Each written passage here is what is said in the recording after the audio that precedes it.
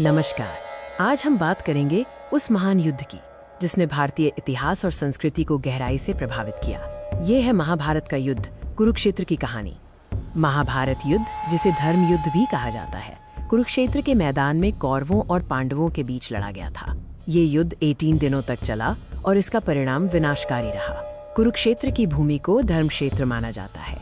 ये वो स्थान था जहाँ धर्म और अधर्म के बीच अंतिम संघर्ष हुआ। इसका उल्लेख भगवद गीता के शुरुआती श्लोकों में भी है। इस युद्ध का मुख्य कारण कौरवों के ज्येष्ठ दुर्योधन का लालच और पांडवों को उनके राइटफुल राज्य से वंचित करना था। हस्तिनापुर के सिंहासन के लिए ये पारिवारिक संघर्ष आवश्यक हो गया। युद्ध की औपचारिक शुरुआत शांति के सभी प्रयासों के विफल होने के बाद हुई। दोनों सेनाएं विशाल थीं और अपनी अपनी रणनीति के साथ तैयार थीं।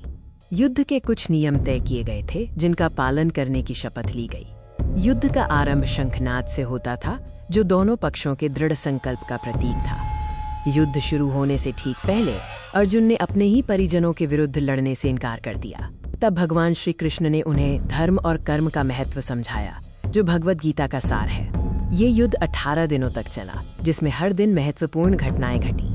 प्रत्येक दिन एक नई चुनौती और नई रणनीति लेकर आया।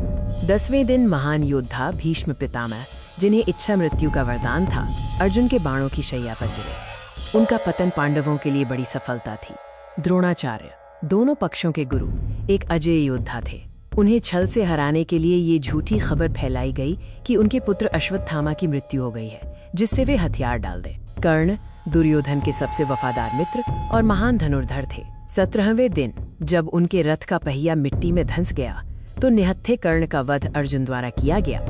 अर्जुन के वीर पुत्र अभिमन्यु ने चक्रव्यूह भेदने का साहस किया, लेकिन उससे बाहर नहीं निकल पाए। उनका बलिदान युद्ध की सबसे दुखद और वीरतापूर्ण घटनाओं में से एक है।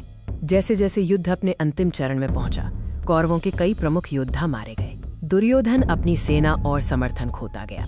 18वें दिन भीम ने गदा युद्ध में दुर्योधन को पराजित कर उनका वध किया। ये भीम की प्रतिज्ञा की पूर्ति थी। दुर्योधन की मृत्यु के साथ कौरवों की हार निश्चित हो गई। अश्वत्थामा ने रात में पांडव शिविर पर हमला कर प्रतिशोध लेने की कोशिश की, लेकिन अंततः पांडवों की जीत हुई। युद्ध समाप्त हुआ और धर्म की जीत हुई। हालांकि ये जीत बहुत बड़ी कीमत पर मिली थी।